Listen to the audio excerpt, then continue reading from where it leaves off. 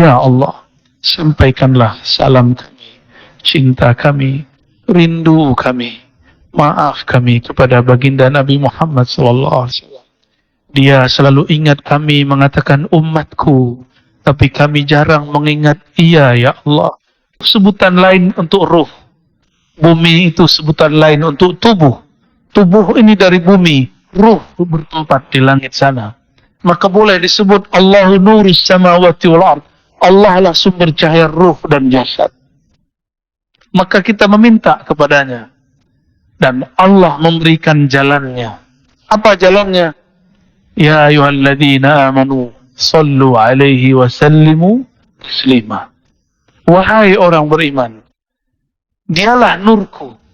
Bersalawatlah kepadanya sekali. Maka nurku Muhammad sallallahu alaihi wasallam aku limpahkan kepadamu. Maka orang-orang yang kalbunya kurang mendapatkan cahaya, perbanyaklah salawat kepada sang cahaya Sayyidina Muhammad sallallahu alaihi wasallam.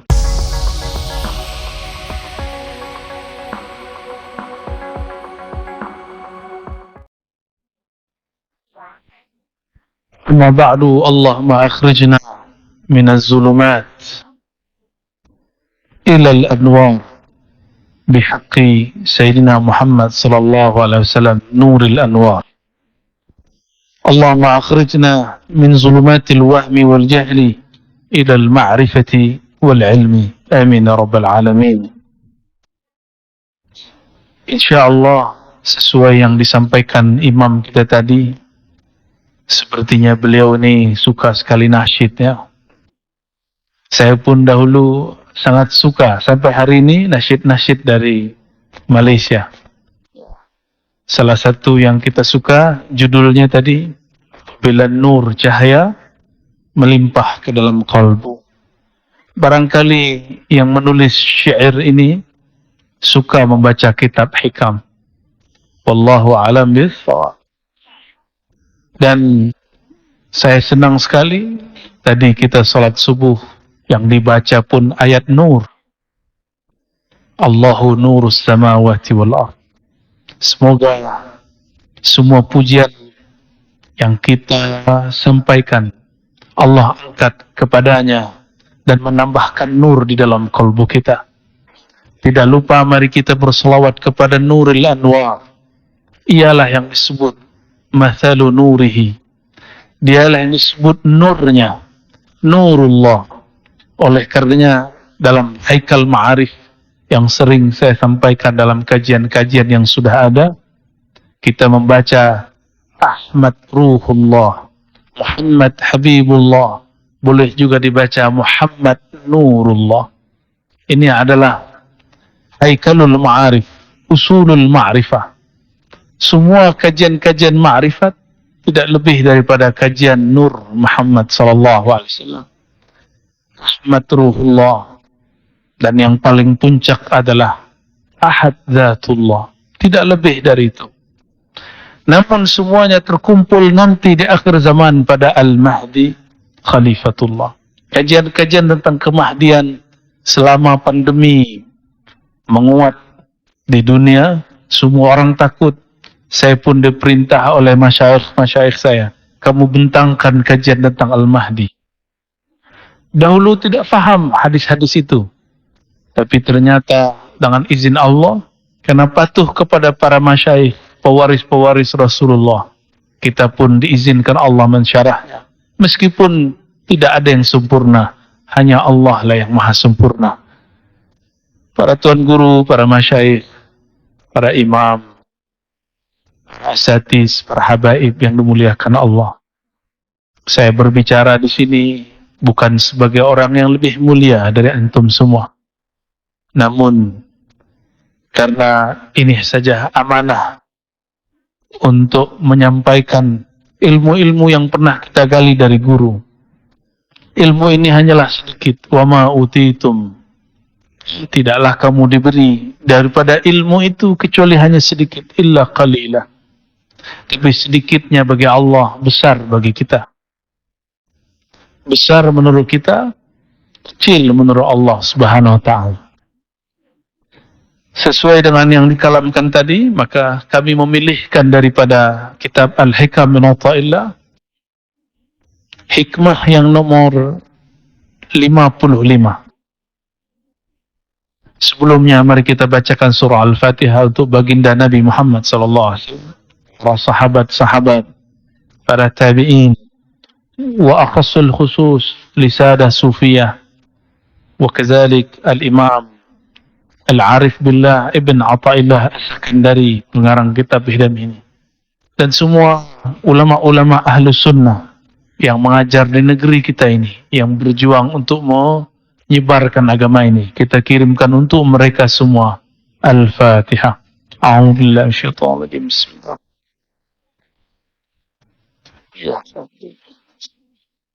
Shiratal ladzina an'amta alaihim.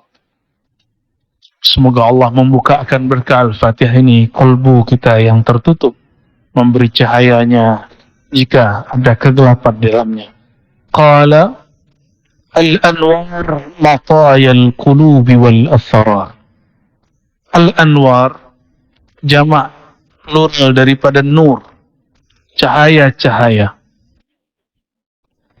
Cahaya-cahaya itu adalah pecahan daripada nur Sayyidina Muhammad sallallahu alaihi wasallam. Karena dalam ilmu ma'rifatun nur Sayyidina Muhammad sallallahu alaihi wasallam, tatkala Allah meniupkan roh yang suci, yang kemudian ia sebut namanya Ahmad, maka ia berikan dia pakaian bernama Nur Muhammad sallallahu alaihi wasallam. Lalu Allah menataplah kepada sang nur itu. Jika kita ditatap oleh seseorang yang mulia, adakah ia kita cintai atau kita segani? Jika kita berkeringat, ini analog kiasnya, maka sang nur pun berkeringat. Keringatnya mengeluarkan cahaya. Cahaya itulah yang disebut pecahan Al-Anwar. Cahaya-cahaya nur Nabi Muhammad sallallahu alaihi wasallam. Darinya lah alam semesta tercipta. Darinya lah surga, neraka, arasy, semuanya tercipta. Bahkan dikatakan dalam kitab Sidi Syekh Abdul Qadir Al-Jilani, Qaddasallahu sirrah, yang berjudul Sirrul Asrar, bahwa arasy baru dicipta setelah Allah menciptakan Nur Muhammad sallallahu alaihi wasallam 4000 tahun. Maka seringlah kita bertanya kepada murid, pada para santri, para bahkan ikhwan, para masyayikh, lebih utama manakah arasy atau Sayyidina Muhammad sallallahu alaihi wasallam? Saya pun mau tanya kepada orang Malaka ini, lebih mulia Nabi Muhammad atau arasy? Arasy? Lebih dahulu Nur Sayyidina Muhammad SAW atau arasy? Arasy itu dicipta dari nur zatnya Sayyidina Muhammad sallallahu alaihi wasallam. Maka saya tanya lagi, mana yang lebih mulia? Arasy itu Baitur Rahman, maka disebut Ar-Rahman 'alal 'arsy istawa. Allah yang Maha Kasih istawa. Istawa secara harfiah artinya merata-rata, menyamakan, meratakan. Apa yang ia ratakan? Rahmaniyahnya. Maka disebut istawa. Tapi sayang sekali orang-orang yang terhijab kalbunya dengan akal, fikiran dan syahwat debatnya, dia berdebat mengenai istawa tapi melupakan Ar-Rahman. Lihatlah hari ini orang yang mengaku aswaja Ahlus Sunnah wal Jamaah, tapi dia sibuk berdebat apa itu istiwa. Boleh, tapi jangan berdalam-dalam. Ilmu kalam itu obat. Obat itu pada dasarnya racun. Dia hanya diberikan jika ada orang berfikir tentang tajsim. Dia jisimkan Allah. Dia bayangkan Allah bertempat, barulah kita bahas ini. Jika orang tidak bahas ini, kita tidak perlu ungkapkan, bentangkan makna istawa. Karena istawa, kata Imam Muhammad Ali Al-Qari, maknanya lebih dari 15. Ada 15 makna. Kenapa yang terang tidak diambil?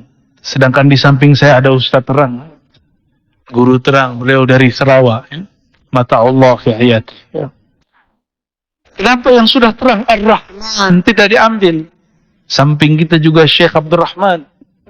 Alhamdulillah Rabbil Alamin. Juga ada datu guru semuanya. Semoga Allah berkahi mereka semua. Ar-Rahman alal arsy istawa. Allah yang Maha Rahman. Namun beberapa ahli ma'rifat mengatakan Allah menamakan Nabi Muhammad sallallahu alaihi wasallam dengan nama dirinya. Wabil mu'minina raufur rahim. Ia terhadap orang beriman sungguhlah rauf, pengasih, sayang. Jika rahim menjadi nama Sayyidina Muhammad SAW, maka Rahman pun juga. Tapi kita tidak katakan dialah yang bersemayam di atas aras. Cukup kita katakan bahwa Sayyidina Muhammad SAW diizinkan Allah untuk bermunajat di atas aras. Maka al-arsyu bukanlah tempat Allah bersemayam seperti yang dibayangkan orang awam. Tapi itu adalah tempat memandang Allah Subhanahu wa ta'ala. Jadi, cukuplah kita tinggalkan ikhtilaf jidal mengenai hal itu. Serahkan yang mutasyabihat kepada Allah Subhanahu wa ta'ala. Al-anwar, cahaya-cahaya itu, mataya. Mataya secara harfiah berarti rakaib, kendaraan. Itu bahasa lama. Kendaraan berarti alat, media. Maka saya menerjemahkan al-anwar adalah alat. Kita ambil maknanya. Kendaraan kereta yang kita gunakan itu alat untuk menyampaikan. Tapi banyak orang mencari cahaya, dia lupa dengan sumber cahaya. Dia cari al-anwar, dia lupakan nur. Dia cari nur, dia lupakan Sayyidina Muhammad SAW. Al-anwar matayal qulubi wal asrar. Maka cahaya-cahaya itu adalah alat supaya kolbu dapat membaca, dapat melihat wal asrar. Ini yang pernah kita tanyakan juga kepada beberapa ikhwan. Apabila kita pegang kitab tapi tidak ada lampu, tidak ada cahaya, apakah mata mampu membaca? Kita tidak sanggup membaca. Iblis yang bernama malaikat Harith, bernama juga dengan Azazil, dia sudah banyak berzikir, banyak ibadah. Tapi al-anwar, tidak ada nur Sayyidina Muhammad SAW pada kalbunya. Maka berwirid, beriadah tidak cukup. Mesti mengenal Sayyidina Muhammad SAW. Apabila orang tidak kenal nur Sayyidina Muhammad SAW, terjadilah seperti orang yang beribadah 500 tahun. Orang ini bukan bersisa. Orang ini nanti dihisab di hari kiamat. Lalu Allah kalamkan kepada malaikat, kullahu, katakan kepadanya, atasiri al-jannah birahmatillah. Masuklah surga dengan rahmat Allah. Langsung kepalanya diangkat dan dia kemudian protes. Dia mengatakan, ya Rabb, hilni bi'amali. Masukkan aku dengan amalku. Aku, mataku tidak pernah bermaksiat 500 tahun. Kepalaku sujud terus selama 500 tahun. Allah kemudian berkalam kepada malaikat, wahai malaikat mizan, penimbang amal. Ambil satu biji matanya, timbang dengan semua amalnya 500 tahun. Hadis ini hadis hasan, diriwayatkan oleh Imam Al-Baihaqi. Lalu malaikat patuh kepada Allah, diambillah satu mata, bukan dua, satu biji, ditimbang dengan semua sujudnya, rukuknya, tasbihnya. Ternyata orang ini tidak setiap detik bertasbih, tidak setiap saat bertasbih, tidak setiap saat dia berzikir, sedangkan mata dia pakai setiap detik. Tapi Allah masih angkatkan, satu amal dikasih 10, maka ditimbang sama. Apa kata Allah? Malaikatku, ambil biji mata satu lagi. Langsung dia sujud mengatakan, Ya Rabb, hasbunallah wa ni'mal wakil. Adkhilni jannataka birahmatika. Masukkan aku ke dalam surgamu dengan rahmatmu, bukan dengan amalku. Dia terlambat dapat nur. Jika dia dapat nur di dunia, dia tidak berani mengatakan itu. Makanya sang nur mengatakan, Nurul Anwar bersabda, kamu tidaklah masuk surga, la yadkhulul jannah ahadukum bi'amali. Kamu tidak masuk surga dengan amalmu. Sahabat pun bertanya, wala anta ya Rasulullah. Inilah polosnya sahabat. Sahabat itu polos. Mereka tidak menyimpan yang aneh-aneh di kalbunya. Engkau juga demikian wahai Rasulullah. Sahabat yang bertanya ini lupa bahwa kunci surga ada di tangan Rasulullah. Rasulullah sendiri yang mengatakannya. Nabi mengatakan, bala, tentu. Tapi Allah meliputi aku, yataghammadani Allah birahmati. Allah melebur aku dalam rahmatnya. Nabi tidak mengatakan, seandainya beliau mau, beliau mengatakan, ana rahmatullah.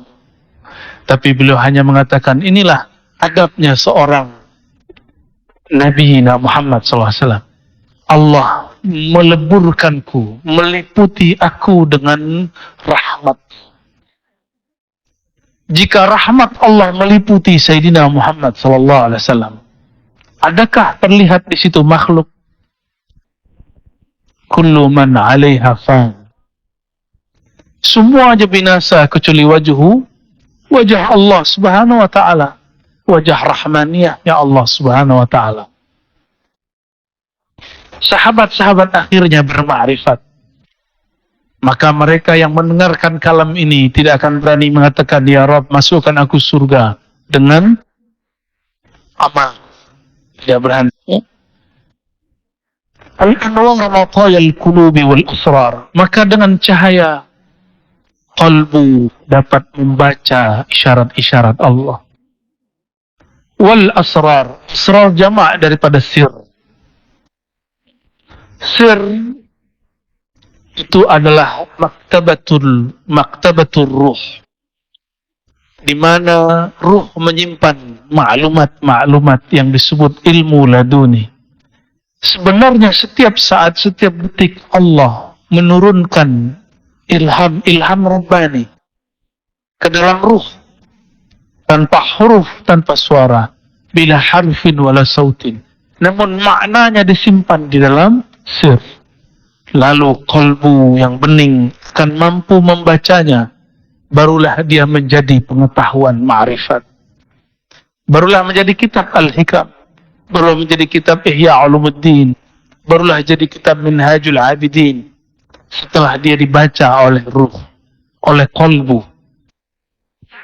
Dan kalbu tidak mungkin membacanya kecuali jika ada nur Sayyidina Muhammad SAW. Lalu bagaimana cara kita hendak melimpahkan nur dalam qalbu? Karena nur bukan milik kita, tapi milik Allah. Allahu nurus samawati wal ard. Allah lah pemilik nur langit dan bumi. Langit itu sebutan lain untuk ruh. Bumi itu sebutan lain untuk tubuh. Tubuh ini dari bumi, ruh bertempat di langit sana. Maka boleh disebut Allahu nurus samawati wal ard. Allah lah sumber cahaya ruh dan jasad. Maka kita meminta kepadanya. Dan Allah memberikan jalannya.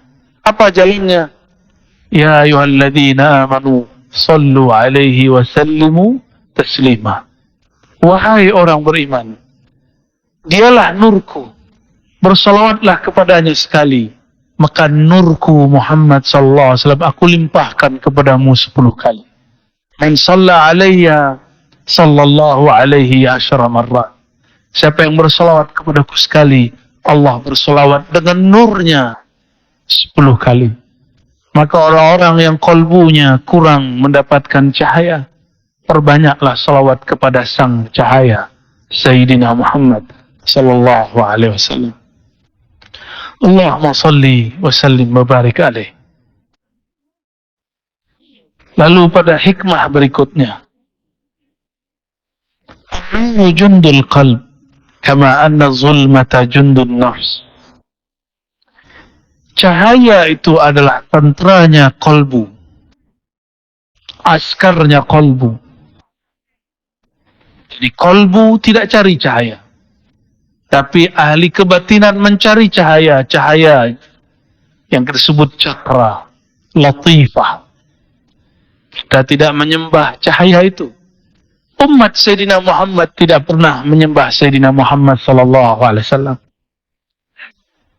Cahaya itu hanya menjadi rakaibuhu, hanya menjadi kendaraan menuju Allah Subhanahu wa taala. An-nur jundul qalb. Maka nur Sayyidina Muhammad SAW itulah tenteranya kolbu. Sebagaimana zulmah. Jika nur itu dari jamalnya Allah, maka zulmah daripada jamal apa kawannya? Jamal jalal. Zulmah, kegelapan adalah tenteranya nafsu, jiwa. Tapi semuanya milik Allah. Apabila ada orang tidak sadar dengan nur, maka Allah celupkan dia di dalam kegelapan. Apabila orang merasa dirinya banyak beramal, lalu dia merasa sok suci, Allah akan takdirkan dia, kakinya masuk kepada kegelapan maksiat dan syahwat. Disitulah dia mengatakan, Ya Rabb, hambamu hina. Maka baik nur ataupun zulmah, dua-duanya dari jamal dan jalalnya Allah Subhanahu wa taala. Maka orang-orang yang melihat ahli taat tidak mensucikannya, tidak mengkultuskannya. Jika melihat ahli maksiat, dia itu pun tidak menghinanya. Gimana? Kita menghina orang, ya? Beda parti pun sudah hina orang, ya. Jauh-jauhkan itu. Jauh-jauhkan pandang menghina orang lain. Memandang orang yang lain hina daripada kita. Karena barangkali setelah ini kita hari ini taat, jam ini taat, pukul 6 ini taat, pukul 7 ini taat, tapi nanti pukul 8 kita maksiat. Kita tidak tahu. Dan yang paling berbahaya maksiat yang kita rahasiakan. Maka jika ada orang memuji kita, cukup katakan, Ya Rabb, Engkau maha tahu aibku. Seandainya manusia tahu aib kita, siapa yang mau berkawan dengan kita? Tapi Allah maha tahu aib kita dan tidak pernah meninggalkan kita semua. Ma wadda'aka rabbuka wa ma qala. Fa idza arada Allah an yansura 'abdahu amaddahu bi junudil anwar. Apa tanda-tanda orang mendapatkan cahaya? Allah kirim kepadanya tentara-tentaranya. Dan nur di sini boleh diartikannya ilmu. Tapi adakah ilmu tanpa muallim? Adakah ilmu berjalan sendiri? Kita tiba-tiba kira kita masuk ke kepala. Ada? Itu khayalan anak-anak, budak-budak kecil. Nonton film kartun. Ya? Huruf-huruf pindah ke dalam kepala. Tidaklah ada ilmu kecuali ada wadahnya. Itulah muallim. Oleh karenanya kita wajib ta'zim kepada muallim, karena dialah wadahnya anwar. Dialah pewaris. Al-ulama warasatul anbiya. Para ulama itu pewaris para nabi, bukan pewaris para rasul. Pewaris para nabi. Karena kerasulan inqata'at, sudah berhenti. Tapi cahaya nubuat masih Allah wariskan kepada para ulama. Maka para nabi dulu tidak sekolah, tidak ngaji di pondok, tidaklah PhD, tidaklah baca Sahih Bukhari dan Muslim. Karena Sahih Bukhari Muslim berasal dari Sayyidina Muhammad SAW yang ummi itu. Maka kita yang baca kitab Sahih Bukhari Muslim tidak boleh merasa sombong kepada orang yang mungkin secara zahir terlihat ummi, tidak membaca. Mungkin dia tidak membaca yang tertulis, yang tersurat, dia membaca yang tersirat. Oleh karenanya juga Imam Abdul Wahab Asy-Sya'rani mengatakan, guruku ada seseorang yang ummi, namanya Ali Al-Khawwas. Kalau bukanlah karenanya, maka zulmah, kegelapan di kolbuku tidaklah pernah hilang. Imam Abdul Wahab Sya'rani hafal Sahih Bukhari, khatam Sahih Muslim, khatam Fathul Bari 5 kali, khatam syarah Imam Nawawi terhadap Muslim 3 kali. Maka dikatakan, bagian bab dan fasal manapun yang engkau mau aku syarahkan, bentangkan kepadamu. Tapi beliau mengatakan, yang dapat menghancurkan zulmah di kolbuku, itu berkah nur yang ada di kolbu Sayyidi Syekh Ali Al-Khawwas, yang la yaqra wa la yaktub, tidak mampu membaca yang tersurat, tapi dia baca apa yang tersirat di dalam kolbuku. Nyata Imam Sya'rani sama senasib dengan Imam Ghazali dahulu kala. Imam Sya'rani yuhibbul jah, menyukai viralitas, viral, popularity, suka syuhrah, ingin dipuja-puji sebagai orang alim, ahli ilmu. Tapi dia sendiri merasakan, kenapa zikirku tidak nikmat? Kenapa salatku tidak khusyuk? Kenapa hatiku gelisah? Kenapa hatiku merasa lebih alim dari orang di sampingku? Berguru ke banyak masyayikh, bertambah ilmu, bertambah sombong.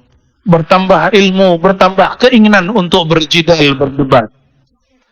Akhirnya dia istikharah, dapatlah isyarah, bertemu dengan Sayyidi Syekh Ali Al-Khawwas. Apa kata Sayyidi Syekh? Wahai Sya'rani, jika engkau hendak usul sadar bertuhan, ingin melimpah nur ke dalam kolbumu, maka engkau harus mentalak dunia dari kolbumu. Apakah dunianya Imam Sya'rani? Dia cinta bukunya. Dia berbangga dengan karya-karyanya, ta'lif-ta'lifnya, kitab-kitab yang dia karang. Kata Imam Ali Al-Khawwas, ahrikhu au anfiqhu, bakarlah ia atau infakkan. Maka dia lihat kitabnya yang fihi al-kibr wal-ujub, yang di dalamnya ada kesombongan menulis, dia bakar. Setiap kali dia bakar kitabnya, terbakarlah zulumat di dalam kolbunya. Jika ada kitab bermanfaat, maka dia jual. Satu kitab harganya ribuan dinar. Itu kitab tidak diambil dan tabung, masuk ke dalam cardnya. Ya, kalau kita bagaimana? Masuk card ya, masuk tabungan. Beliau tidak, bagi-bagi. Setiap kali dia membagi, maka hubud dunianya hilang. Pun dia bagi. Akhirnya masuklah nur. Datang kepada Sidi Syekh Ali Al-Khawwas. Dari awal ngaji sampai akhir, matanya senantiasa berlinang. Kalbunya bercahaya terang benderang. Ma'rifat Sayyidina Muhammad SAW tiada lagi penghalang.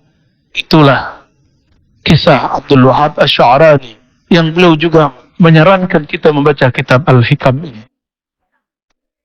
Allah kirim Sayyidi Syekh Ali Al-Khawwas. Jadi nur itu isinya ilmu ma'rifatullah. Dia bertahta di kolbu para arif billah. Maka hormatilah mereka, ta'zimi mereka, cium tangannya, berkhidmat kepadanya, amalkan ilmunya. Maka cahaya pun melimpah di dalam kolbu. Wa qata'anhu madada zulmi wal aghyar. Allah jika hendak ingin membantu si hamba, maka Allah putus, Allah bakarlah zulumat jiwanya, kegelapan jiwanya. mulailah dunia terasa hambar. Mulailah 100 ringgit dengan 1 ringgit rasanya sama. Walaupun di mata ini tampak lain, tapi di kolbu mulai terasa sama. Mulailah terasa sama, naik kereta yang mahal dengan kereta yang murah. Rasanya pun sama. Insya Allah. Ya. Bagian akhir ya. An-nuru lahul kasyaf. Cahaya itu berfungsi menyingkap mana yang gelap. Maka tadi saya bertanya, jika kita pegang kitab, pegang mushaf, mampukah baca jika lampunya mati, padam? Kita tidak mampu baca. Maka nur masuk ke dalam kalbu, dia mampu membimbing kita membaca mana yang sudah tersurat. Wal basirah laha al-hukm. Lalu mata ini mata yang zahir, yang melihat namanya basar. Ini namanya ain. Yang melihat namanya basar. Namun yang melihat kebenaran namanya basirah. Dia adalah ainul qalb, matanya kalbu. Ainul basar, ini dia. Ainul basirah. Ada di dalam kalbu. Al-basirah ini dia bertugas lahul hukmu, dia menghukum, dia mengatakan, dia memutuskan ini baik, ini buruk. Nah, cara menghidupkan basirah ini setelah kita bersolawat dan belajar ilmu, beristikharah. Istikharah adalah latihan menghidupkan basirah.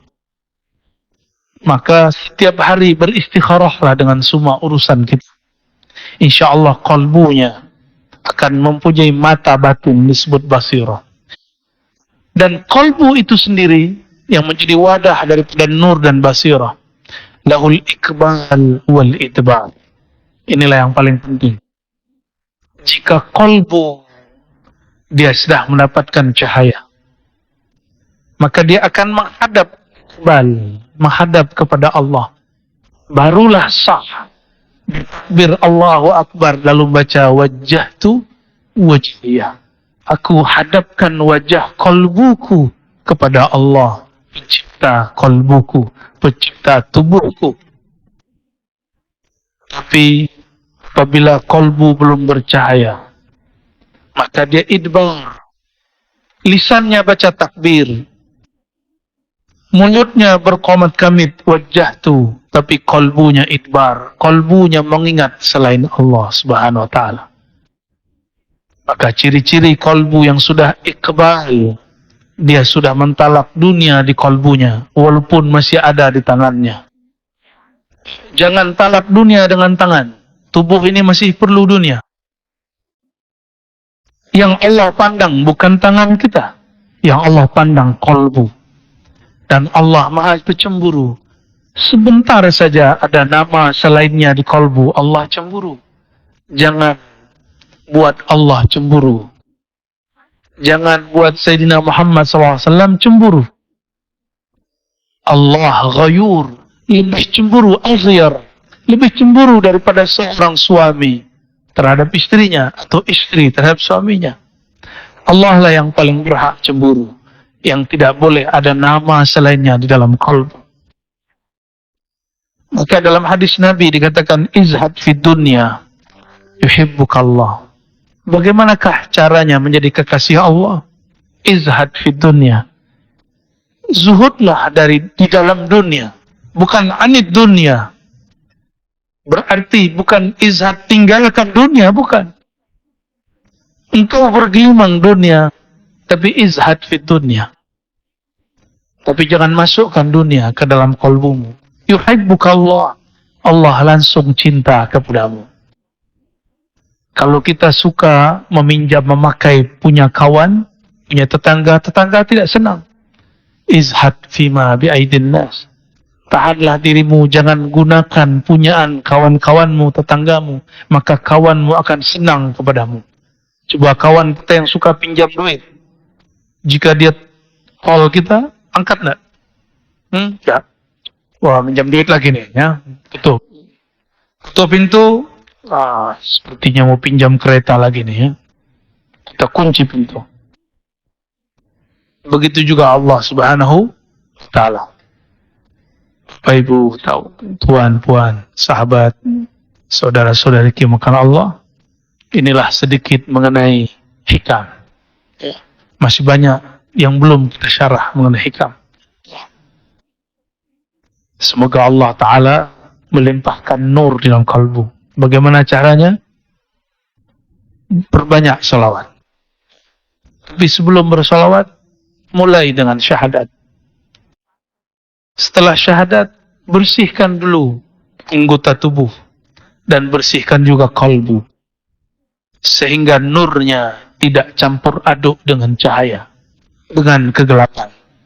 Kalau nur campur aduk dengan kegelapan, menjadilah pelangi, kalbunya nanti tidak jelas.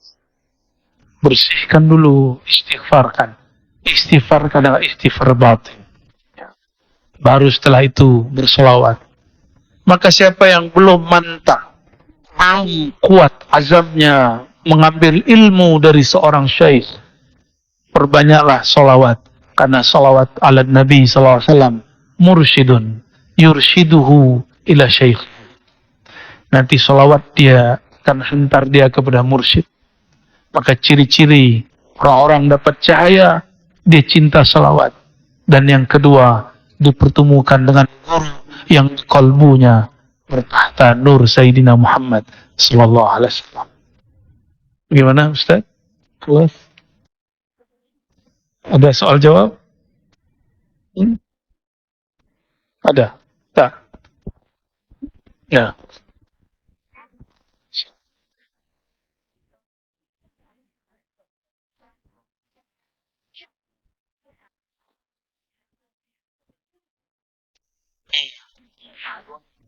Satu dulu.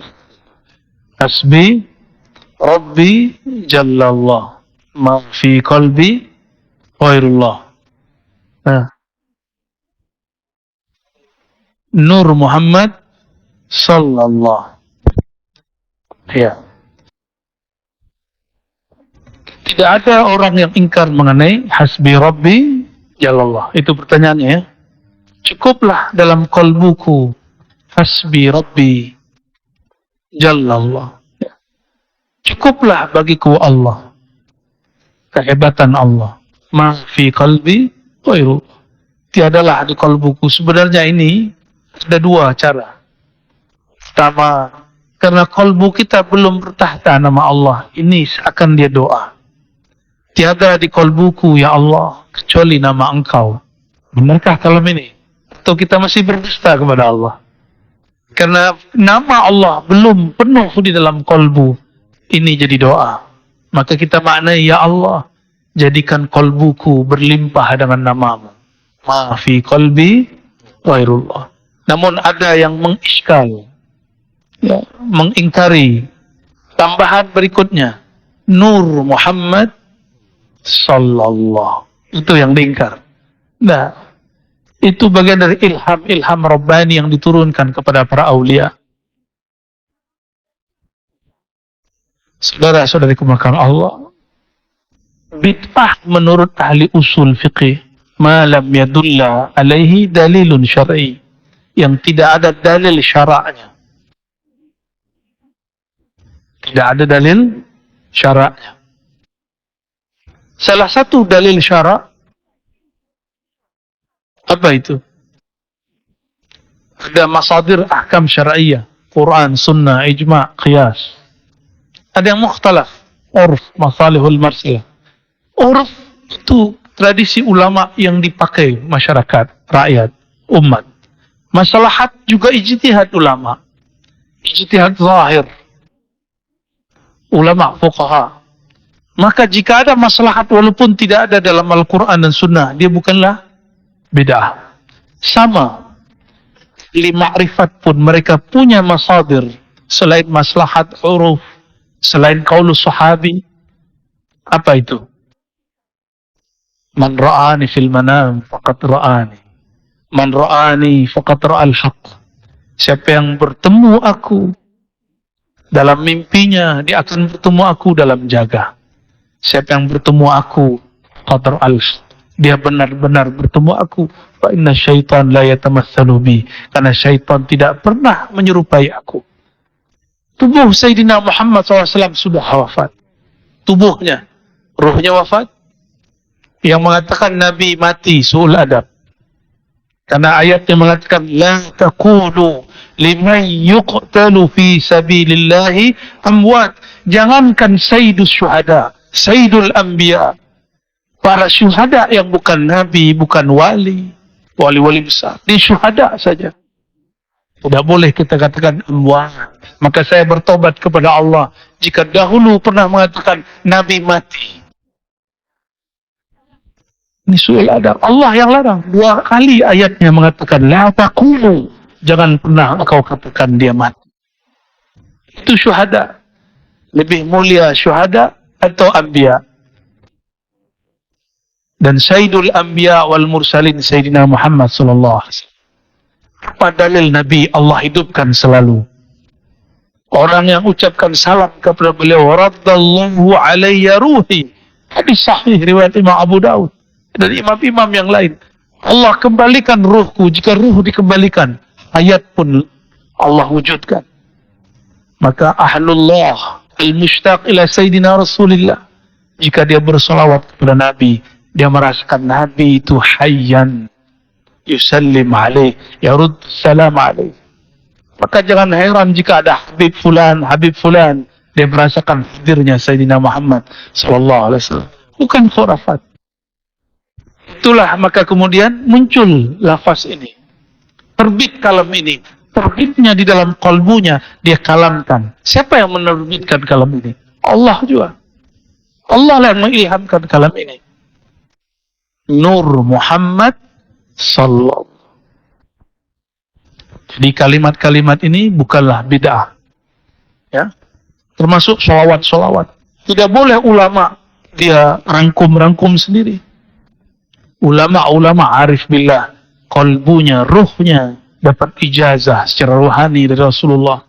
Ada yang lewat mimpi, ada yang lewat ilham, ada yang tegur rohani. Rasulullah mengatakan, jangan baca begitu, bacalah begini. Banyak, saya sudah banyak ketemu orang yang hari ini masih hidup. Itu bukan hanya untuk ulama terdahulu, akan berlaku sampai akhir zaman. Tapi ingat, dia hanya bab ma'rifat, bukan bab syariat. Syariat al-yawma akmaltu lakum dinakum. Syariat telah sempurna. Syariat yang sempurna, kita belum sempurna. Pemahaman orang yang membid'ahkan ini, pemahaman syariatnya belum sempurna. Syariatnya sempurna. Ya. Jadi banyak orang mengatakan ini bid'ah. Syariat sudah selesai, nubuat sudah selesai, risal iya pada Nabi Muhammad, tapi dalam fikiranmu belum selesai. Pemahamanmu tentang bid'ah belum selesai. Maka seorang wali, dia kalau menulis satu sholawat, seperti Imam Syafi'i, menulis sholawat yang belum pernah diajar Nabi. Ada yang berani mengatakan Imam Syafi'i ahli bid'ah. Yang tambahan beliau, Allahumma salli ala Sayyidina Muhammad. Kullama dzakarahu dzakirun wa ghafala an dzikrihil ghafilun. Kitab Ar-Risalah, seingat saya. Sayyidina Ali pun juga bersalawat. Ya dahiyal madhuwat. Kalimatnya. Sayyidina Abdullah bin Mas'ud pun bersalawat. Allahumma ja'al salawatika wa baratika ala Sayyidina Muhammad. Itu kalam dari Ibnu Mas'ud. Jadi sahabat-sahabat menggubah salawat sendiri, tapi dengan ilham Rabbani.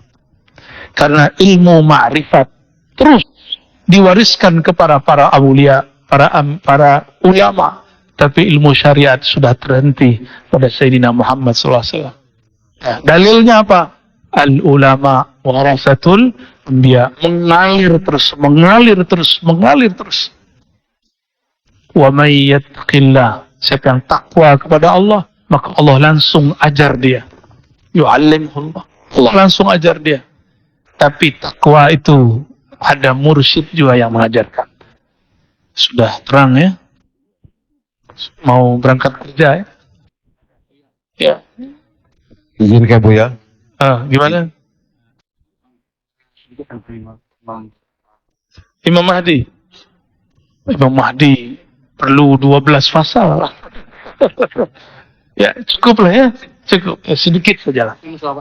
Al-Mahdi bermakna yang dibimbing oleh Allah.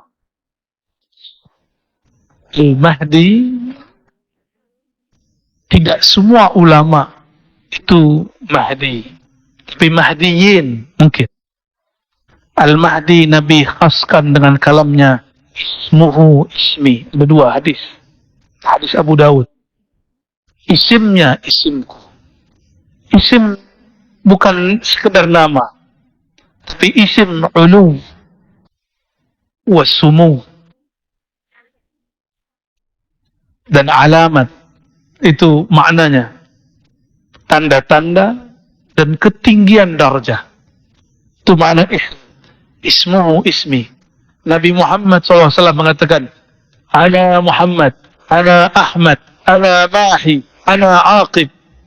Jika belum mengatakan ana Ahmad, ana Mahi, maka seakan belum mengatakan ismuhu ismi. Isim dia isimku sama. Dialah pewaris mutlakku. Tapi dia bukan Nabi, dia bukan Rasul. Dan hadis yang keduanya, min waladi Fatimah. Banyak wali yang nama Allah ada di kolbunya. Nama Sayyidina Muhammad ada pada sifat jiwanya. Tapi nasabnya tidak. Maka dia bukanlah Al-Mahdi. Jika dia mengaku, dia mudda'i, dia kadzdzab, dajjal yang mengaku Mahdi. Banyaklah dajjal-dajjal kecil itu hari ini. Ya, salasuna dajjalun. Nanti muncul 30 dajjal. Dajjal-dajjal teri, ikan kecil. Dajjal-dajjal kecil sebelum muncul dajjal yang akbarnya. Yang disebut Al-Masih. Kenapa disebut Al-Masih? Levelnya melawan Sayyidina Isa, bukan melawan Al-Mahdi. Karena Al-Mahdi ismuhu ismi. Maka lawannya Al-Masih Dajjal, Al-Masih Isa. Yang nanti membunuh Dajjal, Al-Masih Isa, bukan Sayyidina Al-Mahdi. Levelnya lebih tinggi. Nanti ada lagi Ya'juj Ma'juj setelah itu. Maka khusus Nabi khususkan Al-Mahdi min waladi Fatimah, dari zuriat Sayyidatina Fatimah. Apakah Sayyidina Al-Husain atau Sayyidina Al-Hasan? Saya lebih berkesimpulan dia gabungan dari dua itu. Dia Hasani wal Husaini. Maka Al-Mahdi jami' baina nasabain, zahirul batin, Hasan wal Husain. Ya. Kita beruntung Nusantara ini, negeri ini, baik Malaysia, Indonesia. Indonesia pun ibu kotanya sudah berganti namanya IKN. Ya, ibu kota Nusantara. Nusantara itu nama negara sebetulnya. Negara kita semua, jiran semua. Kita beruntung bahwa zuriat Nabi sangat banyak di negeri ini. Bahkan lebih banyak dari negeri Tarim. Tanya kepada Habib-Habib di Tarim. Ada fam-fam, ya, suku-suku yang sudah tidak ada di sana masih ada di Malaysia. Ada di Singapura, ada di Brunei, ada di Indonesia. Alhamdulillah Rabbil Alamin. Maka saya berdoa dan berharap semoga kebangkitan itu kita termasuk tenteranya. Amin ya Rabbal Alamin. Allahumma ja'alna minal mahdiyyin.